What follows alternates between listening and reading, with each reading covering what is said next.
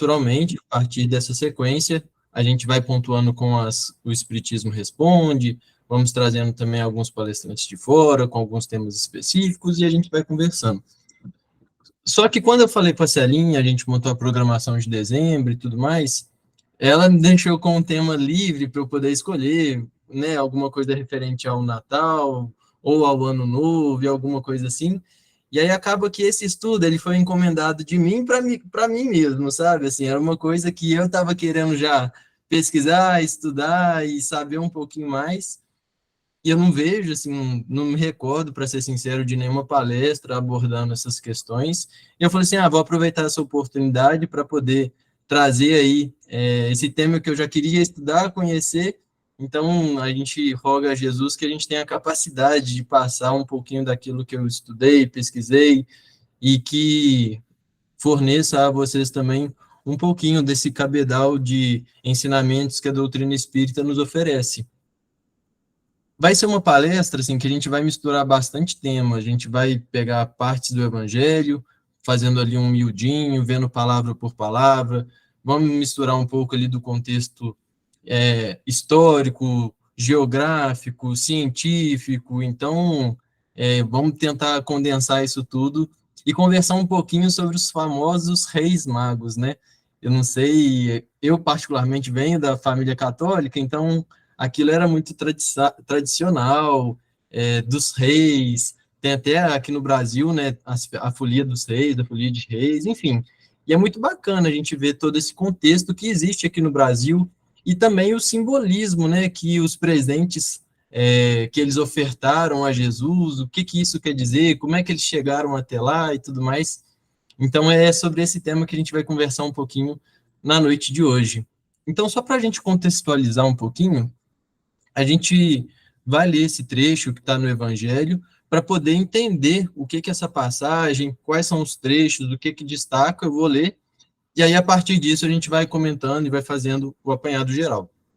Então, esse trecho destacado está lá no Evangelho de Mateus, que vai do versículo 1 ao versículo 12, e aí o evangelista começa dizendo: tendo nascido Jesus em Belém de Judeia, no tempo do rei Herodes, eis que uns magos vieram do Oriente a Jerusalém, dizendo: onde está aquele que é nascido dos reis dos judeus? Porque vimos a sua estrela no Oriente e viemos a adorá-lo. E o rei Herodes, ouvindo isso, perturbou-se, e toda Jerusalém com ele. E congregados todos os príncipes dos sacerdotes e os escribas do povo, perguntou-lhes onde havia de nascer o Cristo. E eles lhe disseram: em Belém de Judeia, porque assim está escrito pelo profeta: e tu, Belém, terra de Judá, de modo nenhum és a menor entre as capitais de Judá, porque de ti sairá o guia, que há de apacentar o meu povo de Israel. Então Herodes, chamado secretamente os magos, inquiriu exatamente deles acerca do tempo em que a estrela lhe aparecera. E enviando-os a Belém, disse: ide e perguntai diligentemente pelo menino, e quando o achardes, participai-me para que também eu vá e o adore. E tendo eles ouvido o rei, partiram.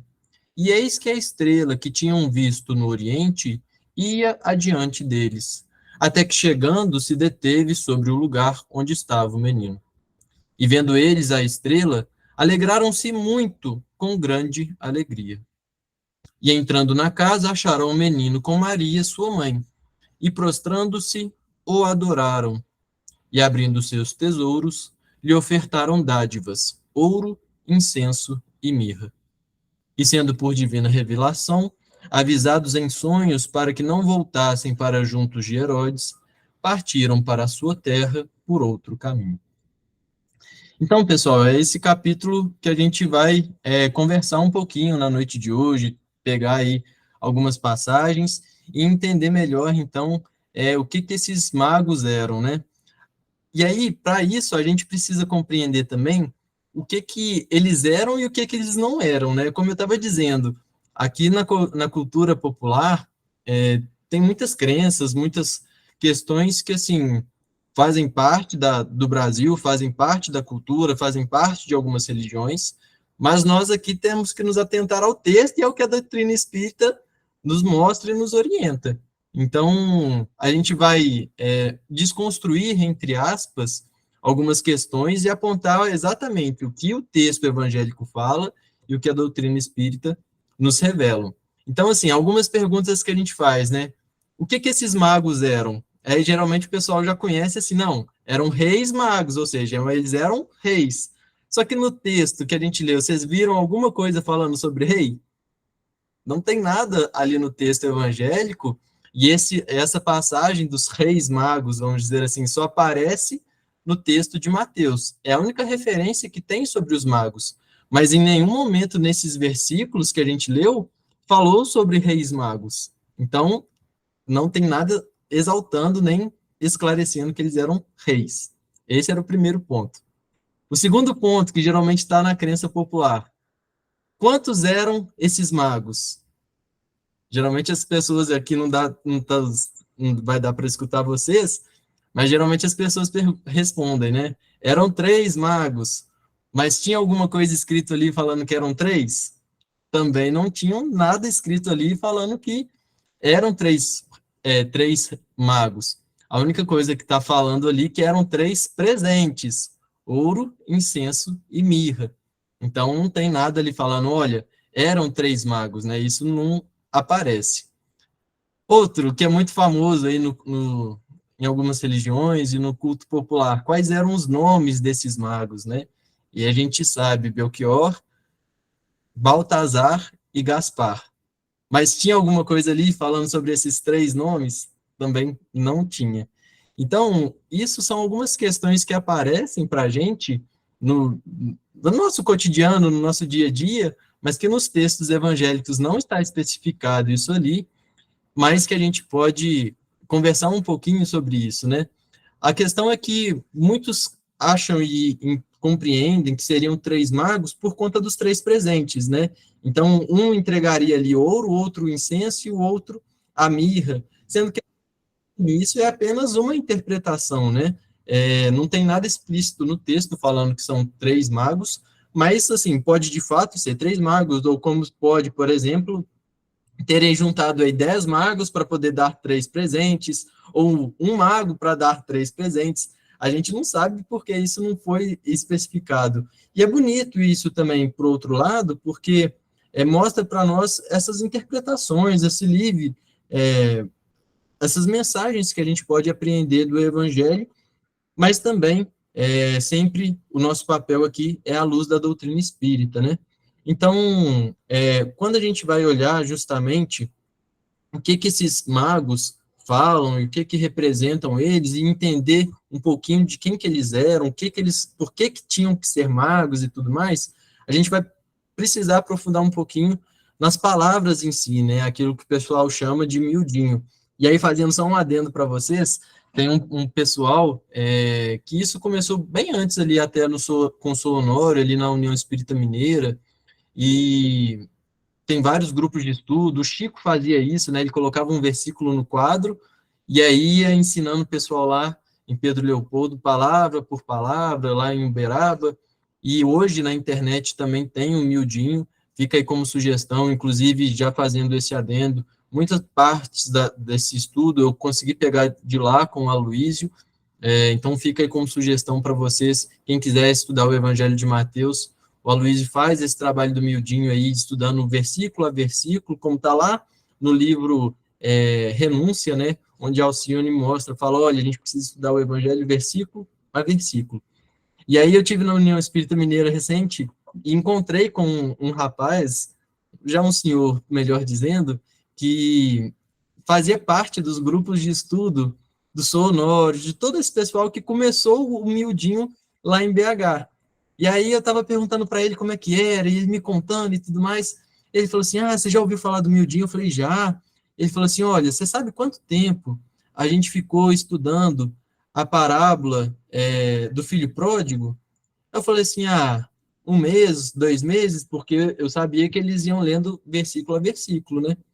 Ele falou, quem me dera se fosse 1 mês, 2 meses. A gente ficou 7 meses estudando uma parábola. E aí o grupo foi crescendo e tudo mais, e eu brinquei com ele. Falei, mas vocês conseguiram acabar de ler o Evangelho de Mateus, pelo menos, antes do povo desencarnar?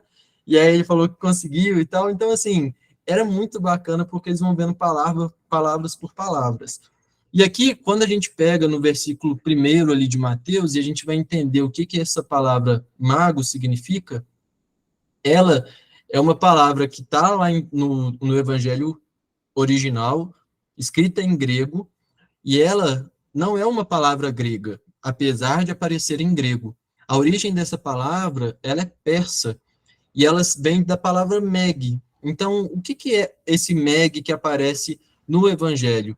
Essa palavra meg era um nome dado justamente aos magos, e principalmente a esse povo do Oriente, os caldeus, os babilônios, os persas, e outros homens sábios, mestres, astrólogos, videntes, intérpretes de sonhos, álgures e adivinhadores.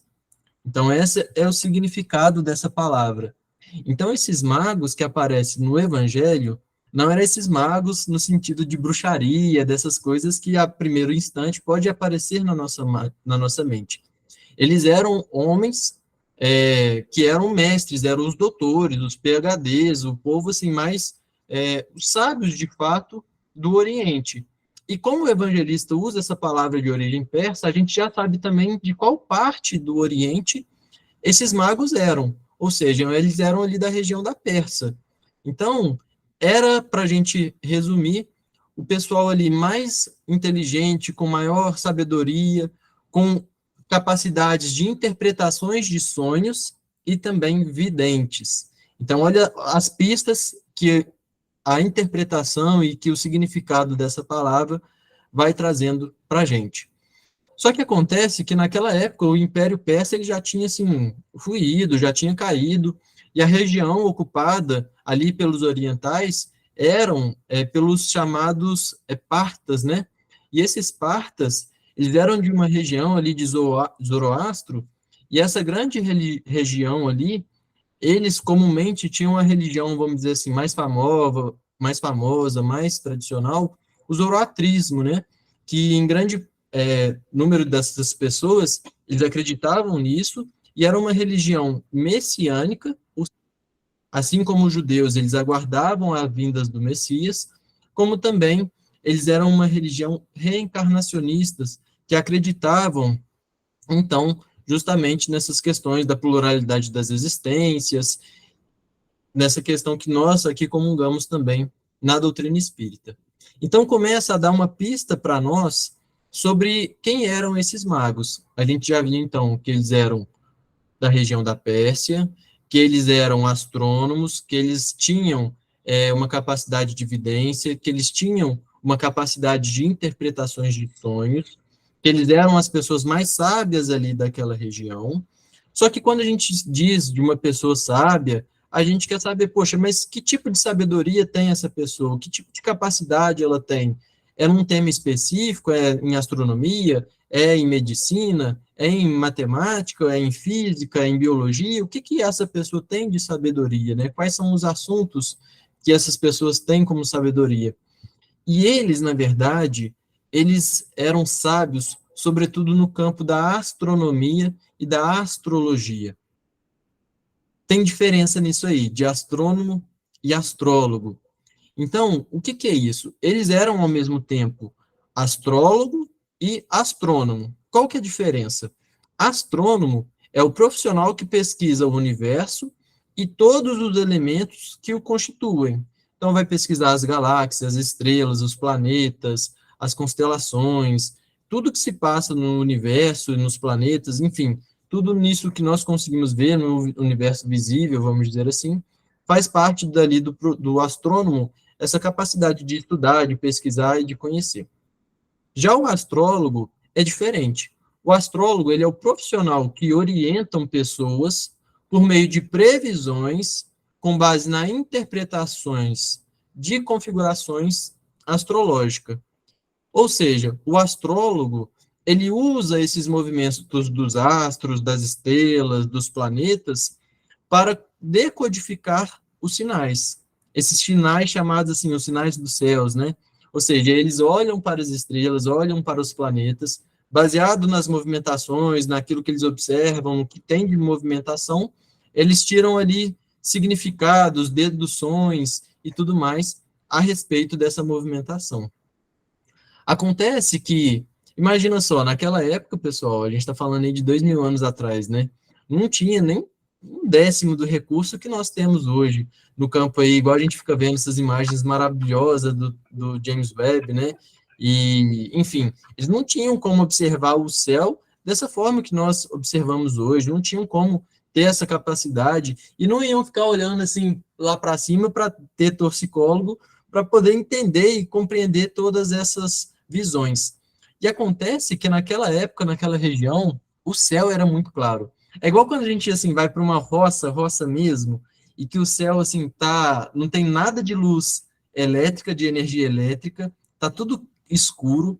O céu tá um céu de brigadeiro, sem nenhuma nuvem, e aquela claridade toda, assim, o céu cheio de estrelas, e aquilo fica até mais claro, você consegue enxergar tudo. O céu naquela época e naquela região era assim. Era um céu muito estrelado, era fácil de observar o céu. Acontece também que para eles não ficarem olhando para o céu nessa forma, né, de virar a cabeça para cima, como que eles estudavam e enxergavam esses fenômenos do universo? Eles tinham uma bacia de prata e que eles mergulhavam de água.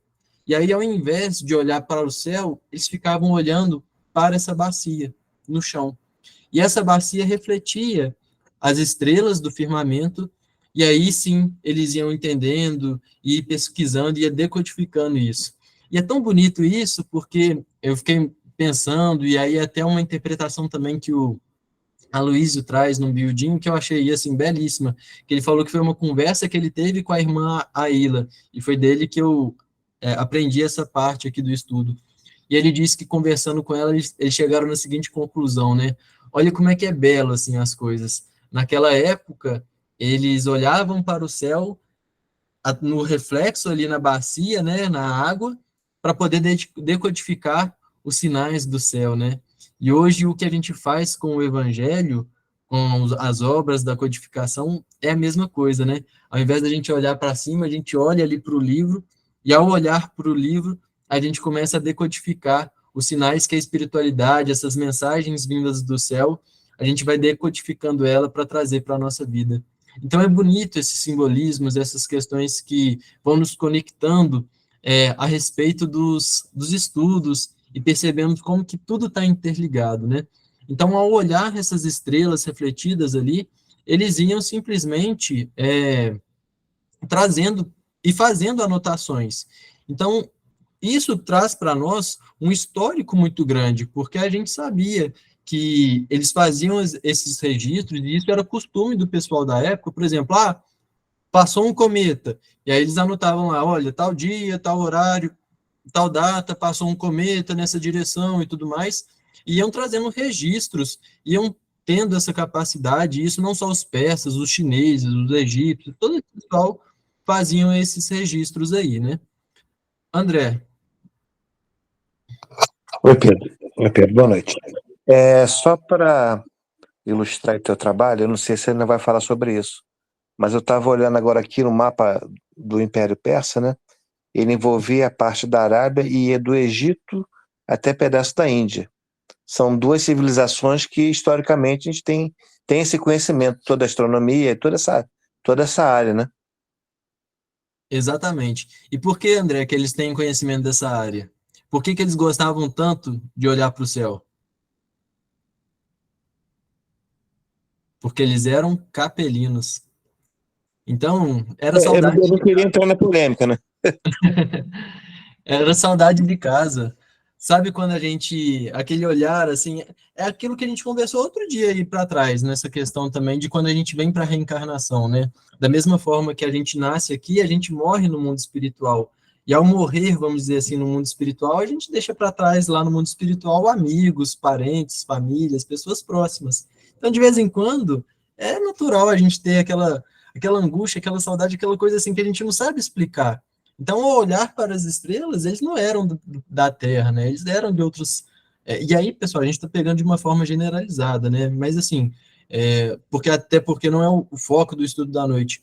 Mas era aquele olhar assim de saudade, assim como às vezes você tá com um filho ali no hospital e que não pode fazer uma visita e tem aquela angústia assim, você só fica olhando, não pode ter no braço, enfim, era naquele sentido, sabe, aquela separação, a mesma coisa quando a gente faz uma chamada de vídeo por alguém, pode até olhar assim, mas um filho que está lá no outro lado do Brasil, você faz a chamada de vídeo, você vê, mas assim, não é a mesma coisa que você dá aquele abraço, apertar e tudo mais. Então, assim, era isso, né? Assim que eles passavam o tempo. E aí eu coloquei aqui uma curiosidade que a gente pode também falar aí mais para frente, hoje não vai ser possível, mas só para dar, como diz o Heraldo aí, um barulho de carroça, queria saber se vocês sabem quais são essas estrelas que estão aí em amarelo, se vocês conseguem matar essa charada. Eu duvido, porque eu não saberia. A Celinha sabe? Não?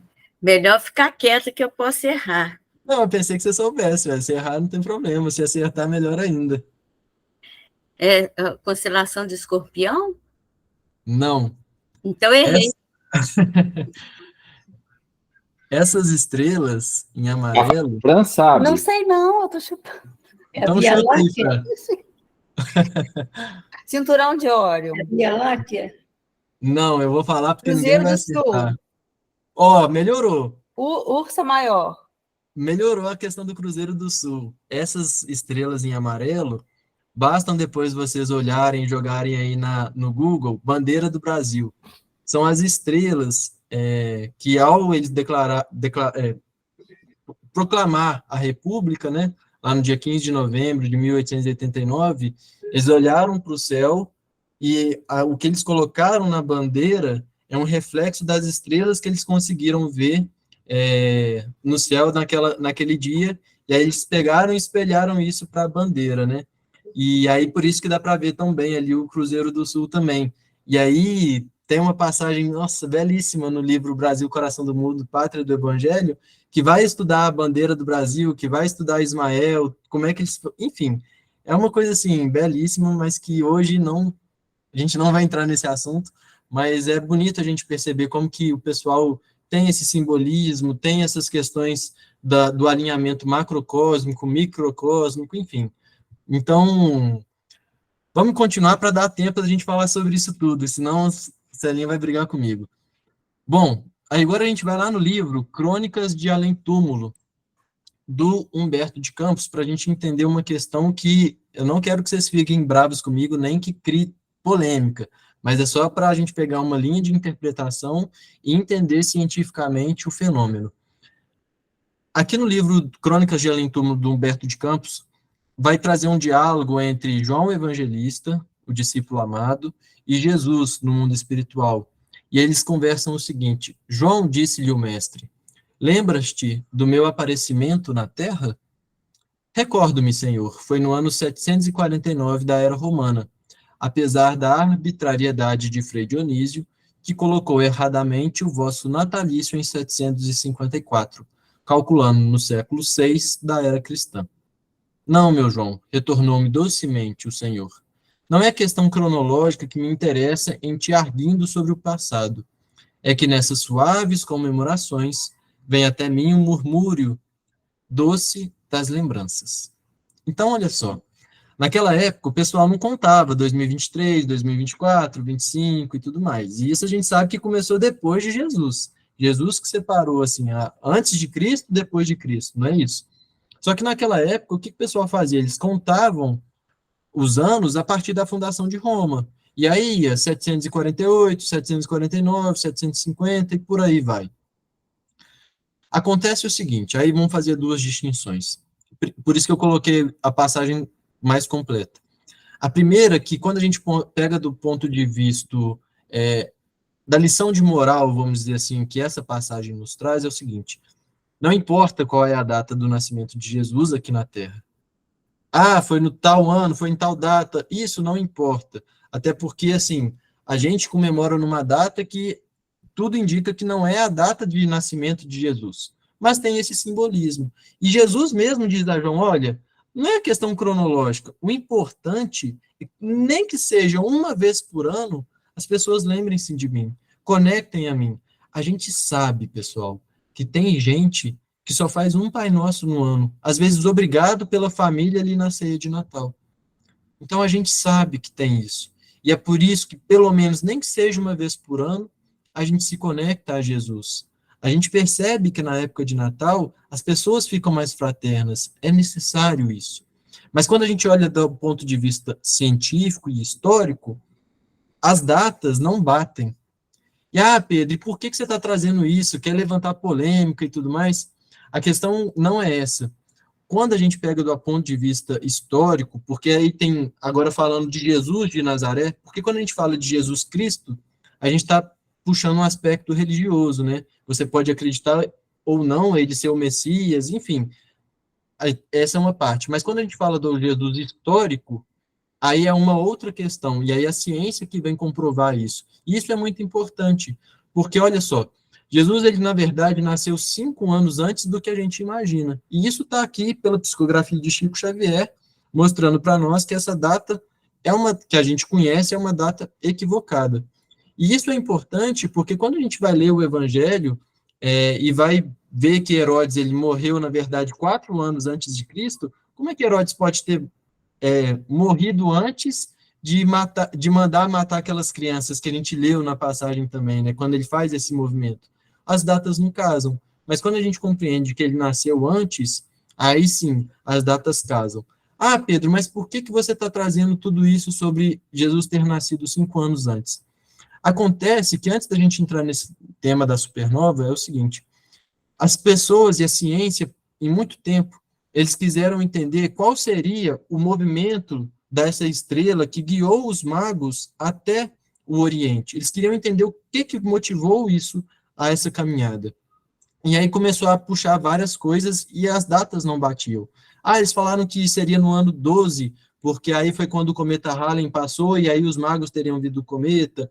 Outros falam que seria no ano 3, porque aí teria um alinhamento dos 3 planetas e aquilo ficaria brilhoso e tudo mais, só que tudo equivocado. Até que recentemente eles puxaram nos registros dos anais chineses um registro de uma estrela, de uma nova, que vai justamente fazer com que brilhe uma luz imensa no planeta, no universo, na abóbada celeste, e aí sim vai fazer com que bata as datas que João Evangelista traz nesse discurso com Jesus, lá no livro Boa Nova, com o que a ciência também apresenta. Pedro, o que é uma nova? Nova é uma estrela anã branca de um sistema estelar binário que, ao extrair matéria de sua companheira, produz uma explosão de fusão nuclear e não desencadeia a destruição da estrela. Resumindo, nova é uma estrela novinha, que acabou de ser formada. E aí as estrelas próximas a ela vai soltando energia, vai soltando matéria, e ela vai atraindo para si essa matéria. Quando ela vai atraindo para si essa matéria, chega um ponto que ela não aguenta e ela explode. Quando tem essa explosão, a luz que ela emite é tão forte, tão forte, tão forte, que ela aparece a primeira vez para nós aqui na Terra. Porque antes dessa explosão, a gente não consegue enxergar a olho nu essa estrela. Mas quando ela explode, ela toma conta de todo o céu, porque ela brilha muito mais do que todas as outras que a gente consegue enxergar. Já uma supernova é uma estrela que ela tem a explosão pela segunda vez. Só que aí ela não continua crescendo. A supernova é uma explosão que acontece e aí a estrela para de existir. Então, a estrela que eles viram, a estrela de Belém, a estrela que guiou os magos ali pelo Oriente, era uma nova. Era uma estrela que, aqui para a população, eles ainda não tinham enxergado. A explosão dessa estrela que gerou essa luz tão forte, tão forte, tão forte, e foi guiando, então, os magos para até onde eles precisavam ir. E acontece que é o seguinte, a Terra, a gente sabe que tem um movimento de rotação da Terra. Então, eles lá no norte do planeta, eles olhavam para o céu, conseguiam enxergar a nova, e com o movimento de rotação da Terra, era como se o céu rotacionasse da esquerda para a direita, de leste para oeste, porque a nossa planeta Terra roda do oeste para leste. Então, nesse movimento de rotação da Terra, eles foram guiados para o extremo ocidente do Oriente. Ou seja, como o André disse, eles estavam aqui no cantinho e foram andando para a esquerda, né? Aqui a gente tem a constelação de Áquila, e aí, pelos registros chineses, falam que ela apareceu bem aqui ao sul, justamente dessa constelação, né, da parte mais ao sul. Então, era exatamente isso que esse caminho que eles percorreram. Eles saíram da parte mais ocidental do Oriente Próximo, e a parte mais ocidental do Oriente Próximo era justamente a Palestina. Porque, assim, depois do Mar Mediterrâneo, não tem como avançar mais. Eles foram caminhando até chegar ali, beira-mar, né? Então, olha, é muito bonito, porque a gente sabe que essas tradições, e aí agora embasado cientificamente, isso faz com que a gente tenha, de fato, mais conteúdo, mais respaldo científico para entender todos esses fenômenos, e foi isso, eles que eram sábios e que eram astrônomos, astrólogos e que foram guiados, obviamente com muita intuição também, né, para poder seguir essas estrelas, até porque a estrela, uma nova, representava também um momento de transição, de uma nova era, e é por isso que eles seguiram, e eles tinham isso com eles muito próximos, né? Eles já sabiam que as tradições transmitidas a eles, de mestre para discípulo, de que o nascimento de uma estrela brilhante, que é um evento raríssimo, tanto uma nova quanto uma supernova, é um evento raríssimo de acontecer, e que é guiado por leis universais, né? Deus já movimenta tudo isso, representava também o nascimento de uma nova era. Representava a personificação de uma figura de um grande rei, de um grande Messias. Então eles já sabiam onde que nasceria esse novo rei, que era justamente na Palestina. Só que eles só sabiam disso. E aí acontece que é o seguinte, quando acontece um fenômeno, igual teve aí recente, né, que o pessoal foi ver a Lua encoberta, o Sol, esses fenômenos que acontecem de vez em quando aqui no planeta, quando a gente quer ter notícias sobre o que se passou, onde que vai ser, que horas vai ser, geralmente assim, a gente pesquisa no Twitter, olha no Google, pesquisa na internet e tudo mais, a gente fica sabendo de todos os detalhes de todas as notícias. Só que naquela época não tinha WhatsApp, não tinha internet, não tinha nada disso. E aí a gente se pergunta, não é difícil da gente entender. Uma estrela, basta a gente olhar ali para nossa Lua. Quando a gente olha para a Lua, tem como a Lua mostrar para a gente o local certinho de onde que uma coisa vai mostrar? Uma estrela, tem como ela apontar para a gente, olha, a casa que vocês estão procurando fica na rua Dr. José Cesário, no bairro Alto dos Passos, CEP 36, 02503. Não tem isso. A Lua, ela vai mostrar uma região, vai mostrar um local, uma localização. E aí, hora que eles chegam na Palestina, eles precisavam de ter mais informações, eles precisavam de perguntar sobre essa questão da estrela, sobre o que se passava, se tinha alguma notícia de algum acontecimento importante. E aí, onde que eles vão para poder ver se tem algum acontecimento importante? Eles vão para Jerusalém, que é, de fato, naquela época, a região mais importante, onde, assim, todo mundo sabia de tudo, assim, se eles quisessem uma informação, era lá que eles precisavam estar, né? E aí, quando a gente olha todos aqueles registros, acontece que essa estrela que guiou os magos, ela apareceu no céu no início de março. E a peregrinação da Pérsia até a Palestina, esse movimento que eles fizeram ali nos camelos, era uma peregrinação que girava em torno aí de 40 a 50 dias.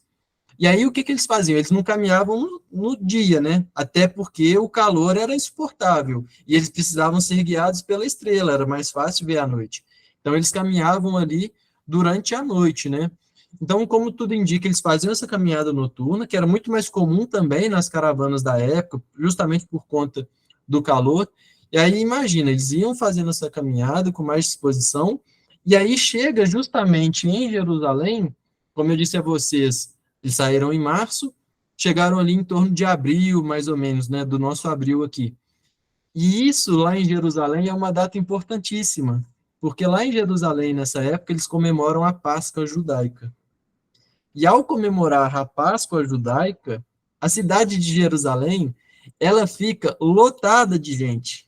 É gente, assim, para tudo quanto é lado. Eles chegaram em Jerusalém e começaram a perguntar se tinha notícia de alguém que tinha nascido, de alguém especial, de algum evento especial que aconteceu na região naqueles dias, para poder eles saberem para onde que eles iriam, o que que eles tinham que fazer.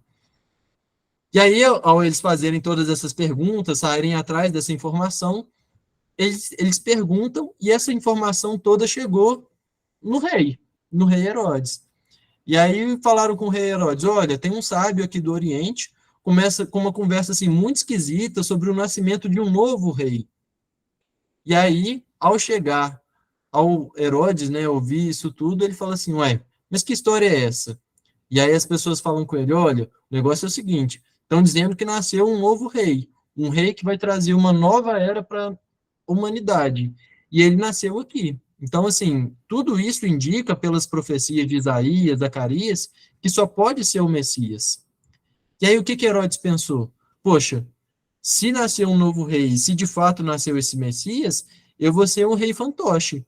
Na verdade, assim, o meu rei que me pôs no trono, que era o rei de Roma, é César. Se o Messias nasceu, ele nasceu para derrubar o rei de Roma. Era isso que eles imaginavam que o Messias faria, né? O Messias guerreiro, o Messias libertador. Se César cai, quem que vai cair junto com ele? Eu, o rei Herodes. Então eu tenho que sumir com esse menino, né? Mandar o pessoal lá procurar os tais magos, para que esses magos, assim que eles achassem esse novo rei que acabara de nascer, falam, olha, quando vocês acharem esse menino, vocês voltam aqui e me avisa, que aí eu vou lá também para entregar um presentinho para ele e tudo mais. Só que a gente sabe que isso tudo era mentira, né? Ele não queria entregar presente nenhum para esse novo rei, ele queria era justamente acabar com esse novo rei. Acontece que é o seguinte, isso tudo é uma história ainda fácil de se resolver, até porque a ciência já está mostrando isso. A parte mais difícil é justamente entender em qual aldeia, em qual casa que nasceu Jesus. Essa é a questão mais difícil. Mas graças a Deus que nós temos, então, a doutrina espírita para nos mostrar como que isso se deu. Aí a gente vai lá em Gênesis, no capítulo 15, item 4, e Kardec vai dizer: não se trata de saber se o fato que Mateus narra é real ou se não passa de uma figura indicativa de qual os magos foram guiados de forma misteriosa ao lugar onde estava o menino, dado que não há meio algum de verificação. Então a gente precisa entender que quando Kardec escreve isso, ele, no seu método científico, ele não tinha informações naquela época suficientes, até porque isso que eu trouxe para vocês é uma informação recente dessa descoberta desses anais chineses. Naquela época não havia fato de comprovação astronômica de que teve de fato uma estrela que guiaria os magos até esse ponto. E aí é tão bonito o cuidado do Kardec que ele coloca o seguinte no final: dado que não há meio algum de verificação. Ele não fala, dado que não haverá meio algum de verificação. Porque hoje já tem esse meio de verificação. Só que ele diz, olha, não importa se é um fato real ou se é apenas uma figura. Trata-se de saber se é possível um fato de tal natureza. O Kardec ele não quer saber se é real ou se é uma figura, se isso aconteceu vamos dizer assim, fisicamente, ou se é uma figura e tudo mais. Ele quer saber se é possível um tal fato dessa natureza. E aí, ele vai continuar dizendo, um espírito pode aparecer sob forma luminosa ou transformar uma parte do seu fluido perispirítico em foco luminoso. E isso a gente sabe, a gente já estudou isso aqui também quando a gente estudou sobre o perispírito. Muitos fatos desse gênero modernos e perfeitamente autênticos, não procedem de outra causa que nada apresenta de sobrenatural. Aí agora a gente consegue entender de como que esses magos chegaram na tal cidade de Belém, chegaram na tal casa de Jesus, para que fossem orientados até esse local específico para encontrar o menino. Então, a partir do momento que eles chegaram em Jerusalém, a gente pode pensar assim, poxa, será que poderia ter um médium ali que falava assim, olha, nasceu lá em Belém, no lugar tal, procura tal pessoa e tudo mais? Até poderia. Mas olha o que Kardec coloca aqui para a gente como sinal, né, como uma orientação, que ao chegar em Jerusalém, os espíritos superiores pensaram, poxa, se eles saíram lá da região da Pérsia até aqui, no extremo ocidente do Oriente, através da estrela, guiados por uma estrela, a gente pode continuar dessa mesma forma até o local específico. E aí tem essa condensação desse espírito, que vai justamente mostrar e guiar os magos até o local específico. E isso, como diz Kardec, nós temos muitos fatos perfeitamente autênticos, e a gente não precisa ir longe. É só lembrar das materializações luminosas, como o Peixotinho, ali em Uberaba, com o próprio Chico. Esses são fenômenos completamente naturais, e que a doutrina espírita vem esclarecer e mostrar para cada um de nós. Agora, quando a gente vai exatamente no Evangelho segundo o Espiritismo, lá no prefácio, e aí também a gente entende o porquê da estrela, né? Kardec vai colocar o seguinte: os espíritos do Senhor, que são as virtudes dos céus, qual imenso exército que se movimenta ao receber as ordens do seu comando, espalham-se por toda a superfície da terra, e semelhantes a estrelas cadentes, vêm iluminar os caminhos e abrir os olhos aos cegos. Então, olha as estrelas cadentes aí, que vão nos orientando e nos levando, direcionando até Jesus, né?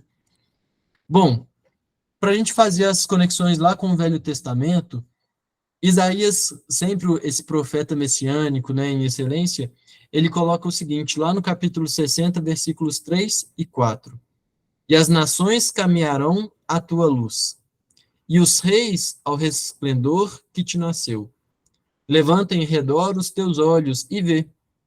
Todos estes já se ajuntarão e vêm a ti. Teus filhos virão de longe, e tuas filhas se criarão ao teu lado. E aqui, nessa próxima passagem que a gente vai destacar, pode ser por isso que, às vezes, criou essa tradição de chamar os magos de reis magos. Porque tanto nessa passagem do Velho Testamento, quanto na próxima que a gente vai ler, faz menção às reis, né? Então, talvez por isso que tenha ficado aí até como interpretação e como culto popular, os reis magos. Acontece que o que ele está trazendo aqui é que os próprios reis se curvarão diante do Senhor. E a gente sabe que isso não demora a acontecer. Esses reis politeístas, esses reis de um mundo ainda que é muito dividido no que adora, ainda vai chegar a hora que vai ter o evangelho proclamado em todas as partes, e que todos adorarão a Deus único e também ao nosso Senhor Jesus Cristo, né? No próxima passagem, já está lá em Salmos, é o rei Salomão que escreveu esse salmo, e ele diz: os reis de Tarsis e das ilhas trarão presentes, os reis de Seba e de Sabá oferecerão dons, e todos os reis se prostrarão perante ele, todas as nações o servirão. Então aqui já vem mostrando para nós essa chegada do Messias, que a gente vê Isaías, por exemplo, há 700 anos atrás, né? E agora, para a gente já ir chegando mais próximo, justamente ali do nosso encerramento e dos presentes, né, que os reis ofertaram, que os sábios ofertaram a Jesus, a gente precisa entrar no versículo 11, quando diz: e entrando na casa, acharam um menino com Maria, sua mãe, e prostrando-se o adoraram, e abriram os seus tesouros, lhe ofertando dádivas, ouro, incenso e mirra, né? Bom, então quando a gente olha para esse momento e vai compreender, então, que primeiro ponto, a gente precisa compreender onde que eles encontraram Jesus. E aqui no versículo ele diz casa. Quando a gente vai lá no livro Nos Domínios da Mediunidade, que é um livro do André Luiz, psicografado pelo Chico, o prefácio, ele é psicografado pelo Emmanuel. E Emmanuel vai dizer o seguinte: cada criatura com os sentimentos que lhe caracterizam a vida íntima emite raios específicos e vive na onda espiritual com que se identifica. Ou seja, cada um de nós, cada criatura, com os nossos sentimentos que nos caracterizam, a nossa vida íntima, nós estamos a todo momento emitindo esses raios, essas ondas mentais que vão formando exatamente a nossa casa mental. É como se fôssemos um casulo, vamos dizer assim. Os nossos pensamentos vão formando uma ideologia, uma ideoplastia, aquilo vai condensando a nossa aura, e aquilo vai tomando uma forma, vai tomando uma cor, vai tomando um aspecto. Cada um de nós tem a sua específica. E para onde nós vamos, carregamos aquilo. Ou seja, é a nossa própria casa. É como se fosse o casulo ali do caramujo. Aquela construção, a ideia psíquica e tudo mais, é justamente a casa, né, onde cada um de nós habita. E ele continua dizendo: e conforme os raios que arremessamos, erguesse-nos-á o domicílio espiritual na onda de pensamentos a que as nossas almas se afeiçoam. Então, gente, o que esse versículo disse, o que os magos entraram na casa de Jesus, onde ele estava, é porque no momento do encontro, o psiquismo deles, o psiquismo desses magos, tinha conseguido vibrar, esbarrar no psiquismo de Jesus. A gente não estou falando que eles estavam vibrando como Jesus, a gente sabe que não é isso. Mas eles foram atraídos, que nem insetos em volta da lâmpada, eles gravitavam em torno daquela estrela viva, eles gravitavam em torno da luz do mundo.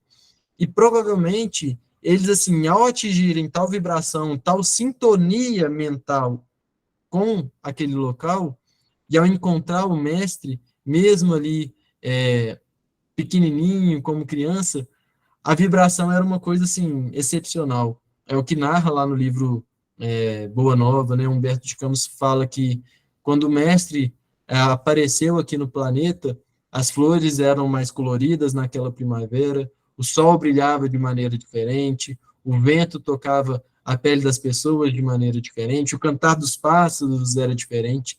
Então a gente sabe que, poxa, se a aura do Chico Xavier, que foi medido pela NASA, tinha 10 metros de diâmetro, e as pessoas, ao entrarem dentro desse raio da aura dele, ficavam no aspecto, ele conseguia envolver as pessoas para ficar igual a aura dele, ficar ali próximas a ele. Imagina o que Jesus fazia, né? As pessoas que tinham a oportunidade de estar ali próximas e tudo mais. Então, é uma coisa assim, para nós, até inconcebível, né? Mas, depois que os magos chegaram lá, eles fizeram uma coisa que a gente quer chamar a atenção, que é prostrando-se. Quando a gente vai no dicionário bíblico para entender o que isso significa, esse prostrar, né? E aí eles colocam lá no dicionário bíblico, ideia de desmontar de um cavalo. Então, de certa forma literal, nós podemos compreender, né? A descida dos próprios magos do camelo, chegando ali próximos a Jesus, a Marias, a José, todos ali naquele local. Mas, quando a gente começa a ir num sentido espiritual, que é o que nos interessa, aí tem algumas interpretações, alguns significados na Bíblia bem interessantes, que diz assim: descender de um lugar mais alto para um mais baixo, perder a autoridade, não ter mais força. Então, pessoal, a gente está falando que os magos, a gente estudou isso, que os magos eram, assim, os PhDs da época, os mais sábios daquela época, as pessoas mais importantes, nas quais todo mundo que queria saber alguma coisa procuravam esses magos. E ao se prostrar diante do mestre, eles estavam perdendo toda a sua autoridade. Eles estavam diminuindo completamente isso, ou seja, descer de uma parte alta, descer do pedestal. Então, ajoelhar-se, prostrar-se, é muito mais do que descer de um camelo, igual a gente falou, né? É muito mais do que se jogar ali ao chão, ao pé do mestre. É muito mais do que isso, psicologicamente falando, né? Então, é descer da posição mais alta para uma postura mais humilde. É aquilo que nos lembra também João Batista, né? Quando ele diz, é necessário que eu diminua para que ele cresça. Nos faz lembrar também de um vídeo que até a FEB postou agora recente, de uma produção, que narra o encontro de Eurípides Barçanufo com Jesus, né? E ele encontra ali Jesus chorando. E ao encontrar Jesus, ele também tem o mesmo movimento. Tem isso em vídeo, é bacana porque dá para ver esse movimento de forma mais clara. Então, assim, É sempre o mesmo, essa constante no evangelho todo, né? E depois deles se prostrarem, eles o adoraram.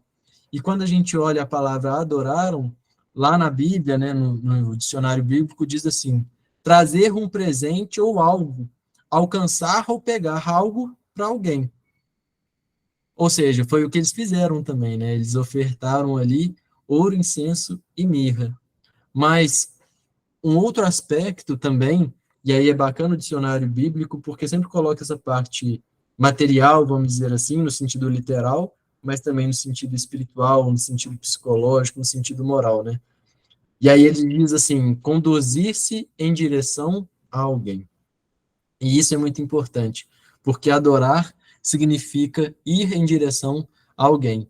E aí, ninguém melhor para nos orientar do que os próprios espíritos a respeito da adoração, né? Temos lá no Livro dos Espíritos, a gente ainda vai chegar nessa questão, não sei quando, mas vamos chegar na questão 649, onde vai estudar as leis morais, e aí Kardec pergunta para os espíritos em que consiste a adoração. E aí eles respondem: na elevação do pensamento a Deus. Deste, pela adoração, aproxima o homem sua alma. Ou seja, quando nós elevamos o nosso pensamento a Deus, nós estamos aproximando-nos de Deus. Então, a gente percebe a conexão com a passagem anterior, né? Quanto mais a gente se rebaixava, quantos mais os magos se rebaixavam nas suas condições de sábios, de astrônomos, de astrólogos, de médiuns, de videntes, de intérpretes de sonhos, mais eles se elevavam junto a Deus. E assim é com cada um de nós. Quanto mais nós nos rebaixarmos, mais seremos exaltados. O próprio mestre nos falou nisso, né? Então, esse é um exame de consciência que a gente pode fazer sempre no final do ano, né? Poxa, o que eu tenho adorado? De que eu tenho me aproximado? O que me tem atraído ultimamente? Porque a adoração, a gente só pode ter adoração por Deus. Nós não podemos adorar pessoa alguma, coisa alguma, lugar algum. A adoração é só por Deus. Porque ao adorarmos a Deus, nós nos aproximamos dele. Porque senão a gente começa a adorar vários deuses, nos tornamos politeístas. E a gente sabe que não é esse caminho. Por isso que não podemos servir a Deus e a Mamon. E aí na próxima questão, na 650, Kardec pergunta: origina-se de um sentimento inato à adoração ou é fruto de um ensino? Ou seja, isso faz parte de cada um de nós ou precisa ser ensinado por uma mãe, por um pai? E aí os espíritos respondem: sentimento inato, como o da existência de Deus. A consciência da sua fraqueza leva o homem a curvar-se diante daquele que o pode proteger. Então, todos nós, no nosso íntimo, sabemos da existência de Deus. Olha o que Kardec está dizendo aqui. Essa resposta dá para um estudo, para uma palestra só ela. Então, o Emmanuel tem uma mensagem que é curtinha, que ele fala assim: olha, quando a pessoa está passando por qualquer dificuldade, por um momento mais fraco, que você precisa realmente que algo a mais te proteja, aí você se curva e dobra-se diante de Deus e pede a Ele para te ajudar, que não existe ateu nenhum nos momentos de real fraqueza, de real necessidade, quando necessita da intervenção de algo que eles não podem explicar, né? Então, isso já é um sentimento inato a cada um de nós. E para a gente fechar o estudo de hoje, nesse tempinho que nos resta, aí sim a gente vai entrar nas ofertas, né, que foram ofertadas pelos magos, que foram 3: o ouro, o incenso e a mirra, né? Bom, vamos começar então pelo o ouro. Por que ouro, né? O ouro, ele era o minério associado à realeza, né, ao rei. Então, ele foi entregue porque é um presente de rei. Só que é um presente de rei que está sendo dado para uma criança, né? Jesus era um bebezinho, velho. E no segundo ponto, ele era uma criança judia, galileia, José era marceneiro. Então, poxa, por que estava sendo ouro ofertado a uma pessoa tão simples, tão humilde, né? Assim, não fazia muito sentido. Que rei é esse? Que realeza é essa? E aí é bacana nós pensarmos também como que eram os reis daquela época, né?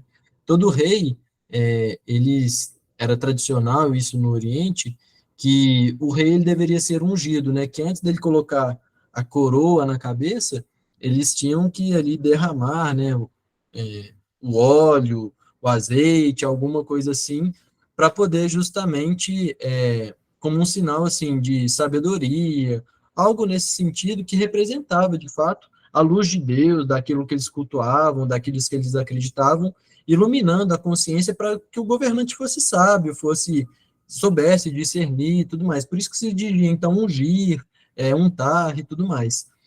Porque todo rei na terra teria que ser ungido, né? Mas aqui não tem nenhuma referência a isso enquanto Jesus. Eles apenas ofertaram rei. Só que aí a gente entende o porquê, né? Porque Jesus é ungido, o Messias por excelência. Ele é o espírito escolhido por Deus para conduzir todos os espíritos vinculados ao planeta Terra, no caminho da evolução. Ele é o nosso pai espiritual. Então, é aquela coisa assim, de um irmão mais velho, mas de um irmão mais velho que parece para nós o grande pai, como se a gente fosse criado por esse irmão mais velho. O pai, às vezes, teve que fazer uma viagem, está distante, não está perto ali da gente, e passa a responsabilidade ali da criação do irmão mais novo para o irmão mais velho. Fala, olha, cuida direitinho, mostra o caminho, ensina ele as coisas certinhas, que eu vou estar de longe, mas eu vou estar de olho, vou ter notícias e tudo mais. Ou seja, ele era ungido por excelência, né? Ele é esse nosso irmão mais velho, que age aí como nosso pai, e que é o responsável, então, para poder conduzir-nos, a cada um de nós, rumo à perfeição, né? Lembrando aí o livro dos Espíritos, fomos criados simples e ignorantes, mas seremos todos rumo à perfeição. Então, por isso que foi entregue a ele essa realeza, né? A oferta de ouro. Mas também, quando a gente pensa em Jesus, né, não tem como não pensar aquilo que ele disse: eu sou a luz do mundo. Então, é um rei de uma fúlgida realeza, né? E aí a gente vai destacar esse processo de luz como claridade, né? Porque qualquer luz é capaz de iluminar uma escuridão. Por mais fraca, por menor que ela seja, ela já é capaz de iluminar, que dirá uma luz da grandeza de Jesus, né? Então, é por isso também que quando ele pergunta para o cego de Jericó, poxa, o que você quer que eu faça? O que você quer que te aconteça? Que eu veja, né? Ou seja, a luz, ela tem essa capacidade de fazer com que a gente enxergue, e ela, quanto mais no alto, melhor para a gente, né? Mais a gente consegue ver com clareza. Bom, quando nós vamos, então, para o segundo, para o incenso, a gente precisa compreender também o que o incenso representava naquela época. O que é o incenso? Alguns podem gostar, outros não. O incenso é aquela... a gente acende, né? E vai trazendo um aroma, vai trazendo um perfume, vai saindo uma fumacinha, e aquilo vai perfumar o ambiente que ele está aceso, né? O incenso, ele representa também a espiritualidade, tanto que ele era utilizado em ambientes de templos. O Jesus, ele, portanto, representa a maior manifestação de espiritualidade no mundo, porque até aquela época, até os mais sábios, eles em algum momento se deixaram levar, né? A gente pode pegar aí, por exemplo, o exemplo do Siddhartha Gautama, né, o Buda. Ele, com toda a sua sabedoria e a iluminação que ele atingiu, em um momento ali da sua vida, ele ainda viveu para o mundo, viveu no mundo, né?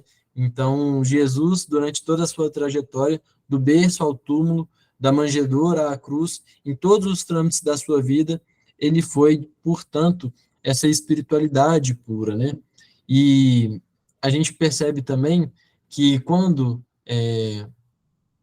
esse incenso ele era aceso nos templos e tudo mais, e aí tem uma mensagem chamada Jesus e Oração, porque que Emmanuel que escreve, que ele vai mostrar para nós que, na verdade, essa manifestação de Jesus na nossa vida é a manifestação da espiritualidade nas nossas vidas. é como se ele fosse o nosso sacerdote, né? E qual que é a função do sacerdote? Que é conduzir justamente as pessoas à espiritualidade, vai intermediar ao Pai por cada um de nós, né? Então, é isso que Jesus representa para cada um de nós, esse embaixador, junto aí com essa questão do incenso, né? E aí é bonito a gente perceber quando a parte da fumaça, porque a fumaça do incenso, ela não vai para os lados, né? Nem desce. A fumaça, ela vai sempre ao alto. Então, quando a gente aceita Jesus, ele vai nos guiando sempre ao alto. E por fim, para a gente encerrar, a mirra talvez não seja tão conhecida nem falada muito, mas ela era uma substância utilizada para embalsamar e preparar o corpo para o sepultamento. Então, a mirra, ela significa mortalidade, né? É um sinônimo que traz para nós essa questão de um fim do corpo, né? De que o nosso corpo, ele é perecível. Então, a gente vai fazendo, poxa, ele é um rei sacerdote que viveu como homem. Importante a gente destacar isso, como homem. Então, ele era um rei, representado pelo ouro, um sacerdote, representado ali pelo incenso, pela espiritualidade, que viveu como um homem comum, mostrando para nós que ele veio ao mundo para mostrar que, mesmo aqui, vivendo como homem, nós podemos sim atingirmos a perfeição e chegarmos a ele através dele, junto ao nosso Pai Celestial. Então, pessoal, eu tive que correr um pouquinho, mas espero que tenha trazido para vocês algo que era de minha curiosidade pessoal. E para a gente encerrar, então, é sempre importante nós pensarmos o seguinte: poxa, foi uma luz que endireitou, né, os magos lá do lado persa até Jesus, e Jesus nos caminha ao Pai. Então a gente precisa pensar no seguinte: poxa, será que a gente já encontrou essa luz, né? Será que já teve alguma luz na nossa vida que nos conduziu até Jesus? E essa luz, ela pode ser uma circunstância, uma doença, uma conquista, um aprendizado, uma dor, uma alegria, qualquer circunstância que nos conduza até Jesus. E ao chegarmos a Jesus, a gente tem que ser direcionado ao alto, assim como esse incenso, que nos conduz ao Pai, que nos conduz ao alto, que nos conduz à abóbada celeste, mas que por onde passa também deixa o perfume de que exala. Então, a gente precisa se perguntar: poxa, e Jesus, será que ele já nasceu para nós? Porque para Pedro, Jesus nasceu quando ele negou 3 vezes. Às vezes, para Tomé, Jesus nasceu quando ele toca o corpo do Cristo e percebe que as chagas estavam ali, mas que Jesus vivia. Para cada um de nós, Jesus pode ter nascido em qualquer instante. E se Jesus ainda não nasceu para cada um de nós, que essa virada de ano seja a representação do nascimento de Jesus, para que a gente aproveite essa oportunidade e que a partir dela nós possamos então exalar esse perfume de incenso, exalar esse perfume do Cristo, nos lembrando então daquela passagem e da orientação que deixam conosco, que nós precisamos evangelizar sempre. E, em último caso, se necessário, usarmos palavras, mostrando que o processo de evangelização, ele tem que ser como um perfume, que não diz nada, mas que a cada um que consegue respirar e perceber, consegue sentir o aroma de Cristo, e esse aroma precisa sair de cada um de nós. Então, um Feliz Natal para vocês, espero que tenham saído todos bem, e, sobretudo, um bom ano novo, e que a gente possa estudar muito aí nesse ano que se inicia, né? Passem uns minutinhos, Celinha, mas tá tudo certo. Não, Pedro, você ficou na hora, porque a gente sempre pede para terminar uns minutinhos antes. Está certinho, muito obrigada, muito bom